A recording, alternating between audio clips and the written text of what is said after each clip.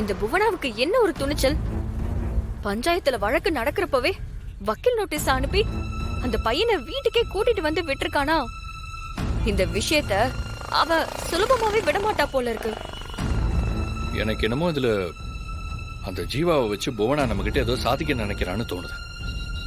ஜீவாவை மகனா ஏத்துக்கிட்டு சொத்தை பிரிச்சு கொடுன்னு சொல்லி புவனா நேரடியா தான் கேக்குறா. அவனுக்கு ஏதாவது ஒண்ணு கொடுத்துட்டு மிச்ச சொத்தை அவளே எடுத்துக்கலாம்னு நினைக்கிறா போல.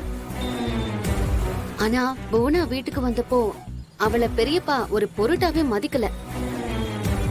இந்த பிரச்சனை ஆரம்பிச்சதுல இருந்தே நானும் அவரை கவனிச்சுட்டு தான் இருக்கேன். அவரு தன்னுடைய நிதானத்தை இழக்கவே இல்ல. எப்பவும் மாதிரி கம்பீரமா தான் இருக்காரு. ஆனா ஜீவா அவர் புள்ளன்னு சொல்றது புவனாவோட சதி வேலைதான். டிஎன்ஏ டெஸ்ட் எடுக்கணும்னு சொன்னதா அந்த ஜீவா மயக்கம் போட்டு விழுந்தானே, அதுலயும் அவன் போலியான ஆள்னு தெரிஞ்சு போச்சு.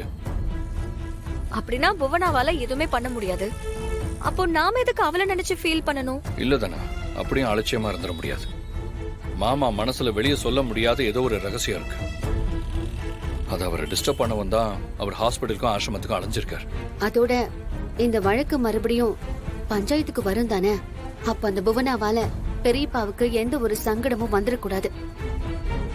அவ இந்த பிரச்சனைய சுலபமா விடுற மாதிரி தெரியல.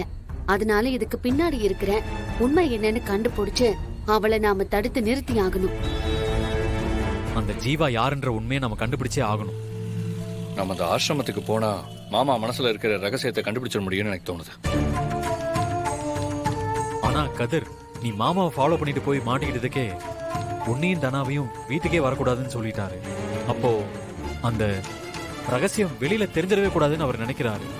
நம்ம அந்த ஆசிரமத்துக்கு போனது தெரிஞ்சா எங்களையும் வீட்டுக்குள்ள சேர்க்க மாட்டாருன்னு தான் நினைக்கிறேன். அதுக்காக பெரியப்பாவுக்கு ஒரு சோதனைன்னு வரப்போ அதை பார்த்துக்கிட்டு நாம எப்படி சும்மா இருக்க முடியும்? அவரு கோவப்பட்டாலும் திட்டினாலும் இதுக்கு பின்னாடி இருக்கிற உண்மைய கண்டுபிடிச்சே ஆகணும். ஆமா, இந்த ஆபத்துல இருந்து மாமா எப்படியாவது காப்பாத்தியே ஆகணும். அவருக்கு தெரிஞ்சாலும் பரவாயில்ல, துணிச்சலா காரியத்துல இறங்குவோம். சோ உண்மையை கண்டுபிடிக்க நாம அந்த ஆசிரமத்துக்கு போயே ஆகணும்.